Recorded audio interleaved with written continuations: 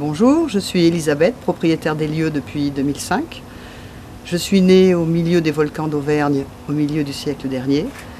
Et je suis arrivée ici avec mon mari de l'époque, puisque je ne le suis plus actuellement, et mon fils en 1978. La région m'a plu et je suis restée. Si j'ai choisi cette maison en 2005, c'est tout simplement que j'aime le contact, j'aime les gens. Ici, c'est très très agréable de rencontrer, on ne sait jamais qui, ce sont des étrangers, des Français. Le plus loin venait d'Australie. Après, on a eu des Sud-Africains, beaucoup de Belges, ça a été cette année la majorité, des Roumains. Franchement, c'est une grande variété. Et tout le monde prend le petit déjeuner dans la salle commune, que vous allez voir tout à l'heure. Et c'est un grand moment de bonheur.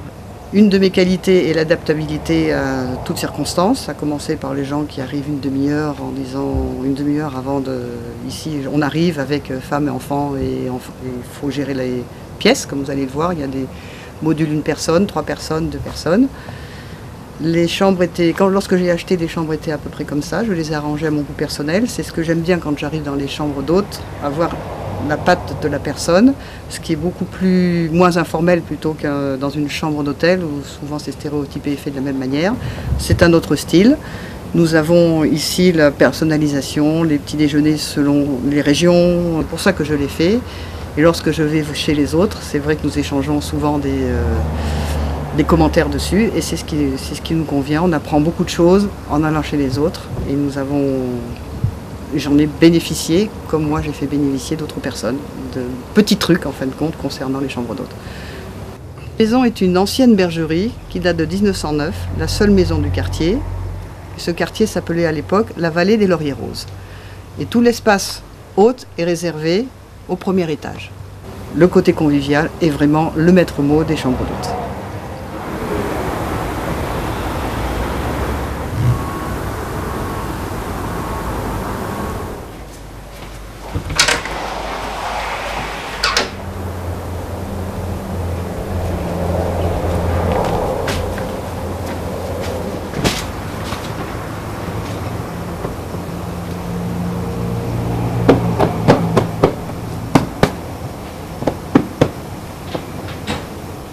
Nous sommes donc dans la chambre Coquelicot qui est louée ce soir pour une personne, donc elle est en version monoplace.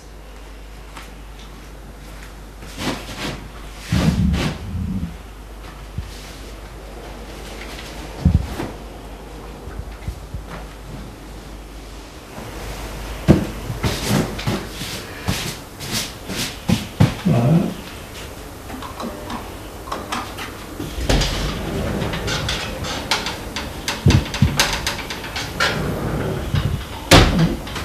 Ah, la salle de bain.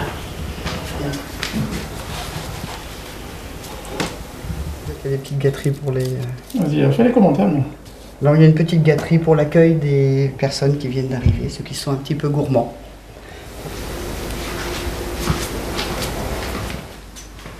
En checklist au niveau de la salle de bain. Tout là, vérification. Si rien n'a été oublié, tout est fait. Celle-là, maintenant, elle est terminée, prête à louer. Ouais.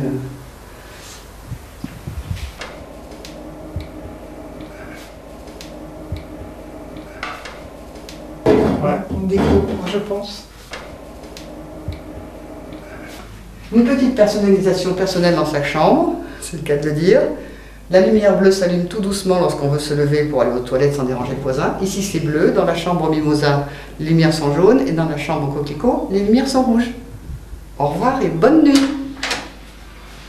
Alors voici la 3e chambre, la chambre Mimosa, qui va être pour 3 personnes. Elle est louée ce week-end, donc on va attendre un petit peu pour la faire. Voilà, donc chambre Mimosa. Ma petite bibliothèque, agrémentée de quelques confitures pour ceux qui en veulent, et qui va de 7 à 77 ans, même pour les plus petits, ça va être du Picsou jusqu'à Victor Hugo. Alors nous sommes dans la pièce à vivre avec la télévision, là où les petits déjeuners se prennent en commun, où tous les autres se rencontrent, qu'ils parlent le français, l'anglais, le turc ou le roumain, comme j'en ai eu quelques-uns il n'y a pas longtemps. Tout le monde se retrouve ici pour le petit déjeuner. Alors nous avons le canapé, coin salon, une cuisine, mais qui n'est pas à disposition puisque les gens n'ont pas le droit de manger. Il m'arrive parfois qu'ils prennent une petite salade sur la terrasse. Ils ont le frigidaire à leur disposition pour mettre les packs de glace ou leurs boissons. Le soir, à la veillée ou le matin au petit déjeuner. En hiver, ils ont le feu de bois qui les attend tous les matins. Les autres peuvent se reposer soit dans la salle commune, soit sur la terrasse qui est à leur disposition, qui leur est réservée. Ils peuvent s'installer soit pour lire, beaucoup le font le soir pour lire, ou pour discuter simplement de leur vie commune, échanger avec les voisins, leurs voisins de chambre. Alors le meilleur souvenir de convivialité entre les autres, ça a été le jour de la demi-finale de football, où nous avions invité tout le monde à un barbecue. Il y avait des Finlandais, des Allemands, Africains du Sud. Et tout ce monde-là criait « Vive la France » parce qu'on avait sorti la télévision sur notre terrasse en bas. Et c'était un grand moment de bonheur.